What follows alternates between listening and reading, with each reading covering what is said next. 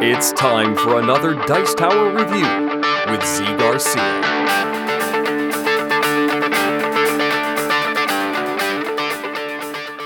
Hey everybody, today we are taking a look at DragonFlame. In this game, you the players are dragons. You are going to be going out and trying to score the most victory points by grabbing loot and such and burning villages. Pretty straightforward concept, though a neat and original one. And the game is basically made up of cards and a few simple tokens. Let me give you an overview of how it works and then I'll tell you what I think of this one.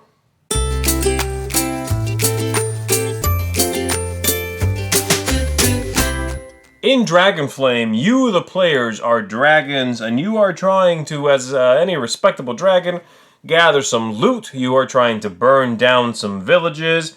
You are trying to be the most fearsome and wealthiest dragon out there.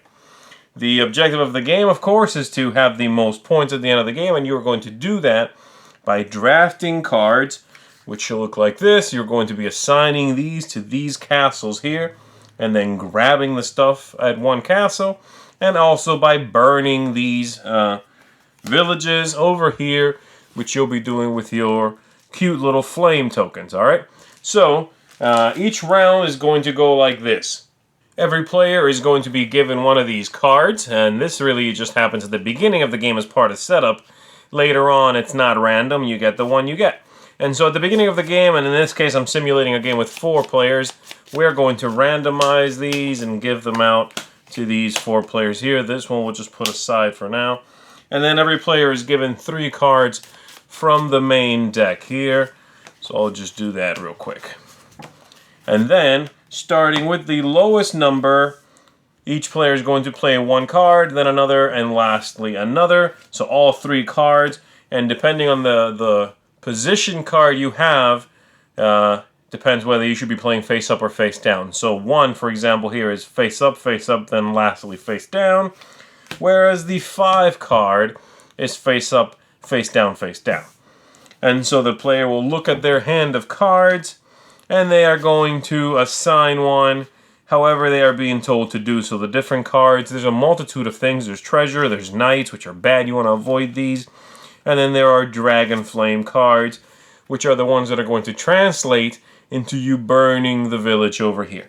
And so let's say it is one's turn. They are going to assign one of the DragonFlame cards they have, and they can put it at any one of these castles here. The castles have typically just a number up here, and they have a value, which is how many cards can be assigned to that card, to that castle. And so let's say they're going to put it there. There can be 3 cards at this number 2 castle. And that's all they do. And then the next place is number 2 over here. They are going to look at their cards and going to assign some treasure over here at that castle. Then 3, they're going to take a look and assign this piece of treasure over to this castle. This castle, 3, 4, and 5 can have unlimited goods. And then lastly, this player will do the same. Oh, and they're going to assign a special item, the Wand of Indecision. And there's a few of these in the game. They give you some special power. They're going to put that over there. Every player continues doing this. This player will play again. They're going to play face up here, face up here, this player here, and this player will now play face down already. They're going to go there, and so on. Everybody puts their cards somewhere, and then lastly, once they've all been put somewhere, then the players will in turn order again from the lowest to the highest, take everything at one castle, and if need be, trigger that stuff. This card cannot go here, I'll put it there. There we go. And so let's say number 1 wants this stuff. They're going to take it. They're going to check if they have any DragonFlame. Hey, look at that, they have 3 DragonFlame cards, and they utilize these right away before the next player even drafts.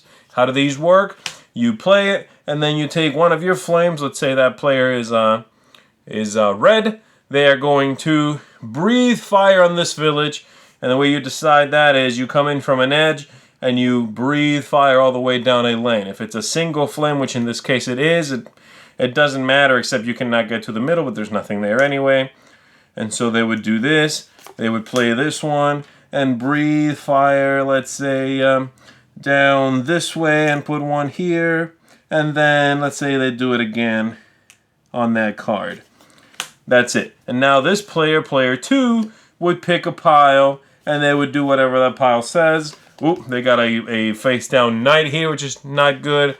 But they do have the wand, which gives them a special power. It says, discard this item to force another player to choose a different castle. Pretty cool. So they can keep those, and so on. Everybody's going to take a castle. There will be one left over that gets discarded. And when you take a castle, you also get this card. And so player 1, who took this, will give this up and instead become player 2, or position 2 rather, in the next round. This player will take position 4 for the next round, and so on. Let's say 3 over here took this. Oh, they have a two flame card, which again works the same way. Let's say they're black and they are going to breathe down 2 lanes. Boom, boom. They came in this way and breathe fire. And so they've got this, and then this player takes that, and then everything that's left over is discarded, like I said.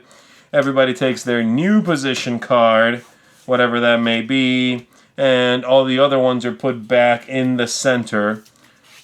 And we do it again. So that's the basic idea of the flow of the game here. So the red castles and the blue castles are the same thing, except they let you keep track of the rounds from round to round.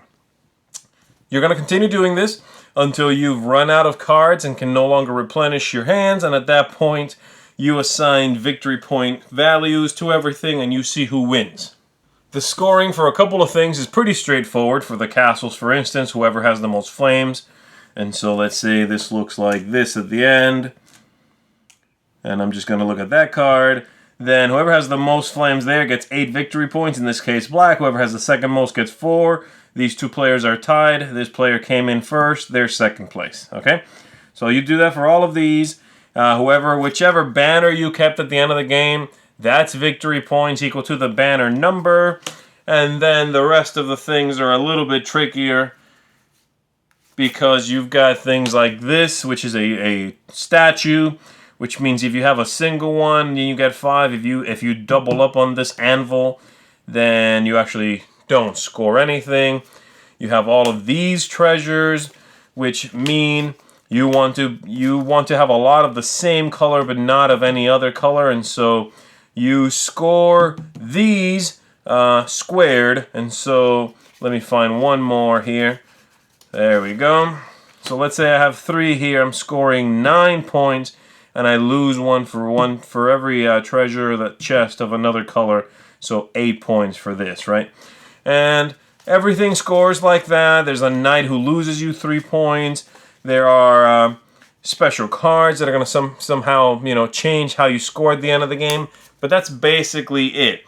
You play the cards into the castles. You then draft those sets of cards that if you're happy with or you want to take a risk on some of them. Obviously, some will be face down. You use the flame cards to charbroil all these towns. You try to get the right combinations of treasure chests and statues and no knights preferably. And at the end of the game, whoever has the most victory points is the winner of DragonFlame. DragonFlame is ultimately a pretty nice package. I like the artwork, I like the gameplay, I like the theme, but there's a couple of things that I think are a little lacking. There is the scoring at the end, which I find a little convoluted, and I wish it was a little more streamlined. I get that it's a balance issue, but still, streamlining that would be helpful, especially to teach it to new players. Speaking of new players, the rulebook certainly could be a little clearer, and in fact, I found an omission, what seems to be an omission, in the scoring of the villages, which I had to infer the first and second place idea because I've played a lot of games, but if someone grabs this rulebook who's not played very many games, I feel like they're going to run into some trouble. I wish the rulebook had been more thorough and a little more fleshed out.